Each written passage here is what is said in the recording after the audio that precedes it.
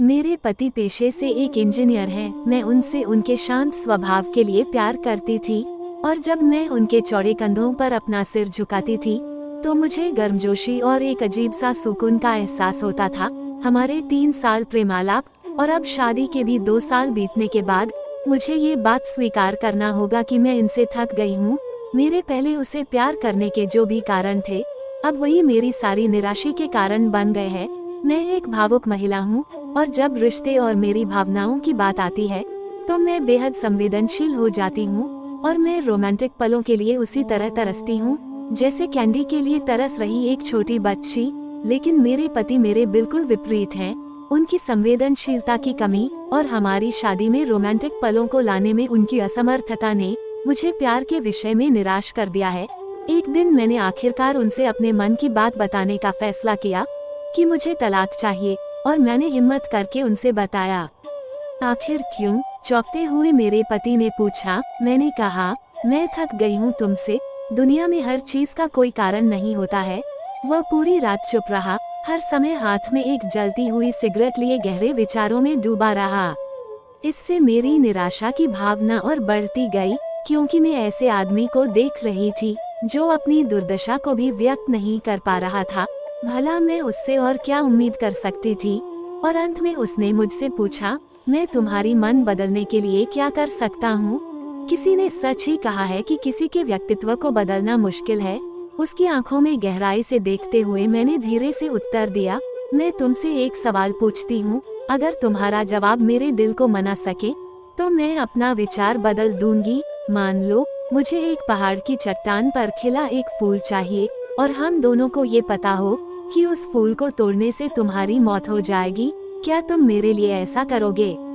उसने कहा, मैं कल तुम्हें इसका जवाब दूंगा। उसकी ये प्रतिक्रिया सुनकर ही मेरी सारी उम्मीदें धराशायी हो गईं। मैं अगली सुबह उठी तो पाया कि वह चला गया था और सामने के दरवाजे के पास खाने की मेज पर दूध के गिलास के नीचे उसकी खुरदरी लिखावट के साथ कागज का एक टुकड़ा पड़ा था जो पढ़े जाने पर ये बातें बयां करता था। प्रिय, मैं तुम्हारे लिए वह फूल नहीं तोड़ूंगा, लेकिन अगर तुम चाहो तो मैं तुम्हें इसके पीछे का कारण जरूर बताना चाहूँगा। ये पहली पंक्ति पढ़ते ही मेरे दिल के हजारों टुकड़े हो गए। फिर भी मैंने किसी तरह पढ़ना जारी रखा। जब तुम कंप्यूटर का इस्तेमाल करती हो तो तुम हमेशा सॉफ्टवेयर प्रोग्राम में गड़बड़ कर देती हो।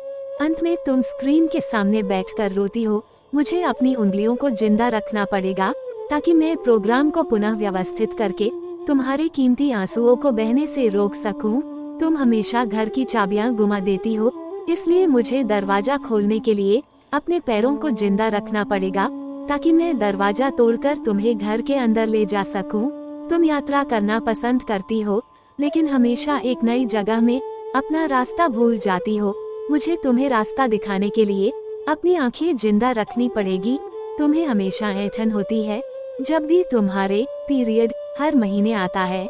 मुझे अपनी हथेलियों को जिंदा रखना होता है ताकि मैं तुम्हारी पेट की ऐंठन को शांत कर सकूं।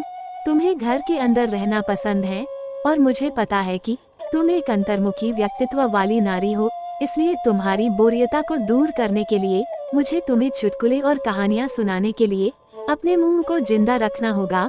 मुझे अपने आँखों को जिंदा रखना होगा ताकि मैं तुम्हारे सिर के सफेद हो रहे बालों को चुन सकूं, तुम्हारे नाखूनों को बिना किसी चोट पहुंचाए काट सकूं।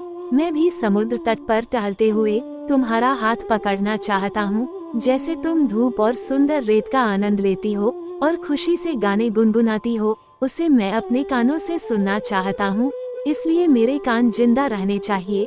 जब तुम नहा के निकलती हो तो तुम्हारी भीनी भीनी खुशबू को महसूस करने के लिए मेरा नाक जीवित होना चाहिए। इसलिए मेरी प्रिय, जब तक मुझे यकीन नहीं होता कि कोई है जो तुमको मुझसे अधिक प्यार करता हो, तब तक मैं उस फूल को नहीं तोड़ूंगा।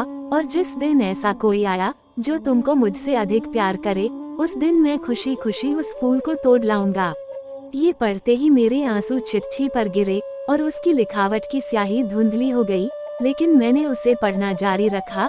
अब जब तुमने मेरा उत्तर पूरा पढ़ लिया है, अगर तुम मेरे जवाबों से संतुष्ट हो, अगर मैंने तुम्हारे दिल को मना लिया हो, तो कृपया सामने का दरवाजा खोलो, क्योंकि मैं बाहर खड़ा हूँ तुम्हारी पसंदीदा ब्रेड और ताज़ा दूध के साथ।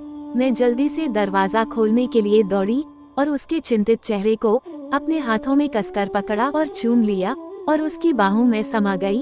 अब मुझे पूरा यकीन हो गया कि कोई भी मुझसे उतना प्यार नहीं करेगा जितना वह करता है, और मैंने फूल तोड़ने के फैसले को छोड़ दिया। यही जीवन और प्रेम है। जब कोई प्यार से घिरा होता है तो उत्तेजना की भावना दूर हो जाती है और वो उस सच्चे प्यार को नजरअंदाज कर देता है जो शांति और निरस्ता के बीच में होता है। फूल और रोमांस प्यार का हिस्सा हो सकते हैं, मगर प्यार नहीं।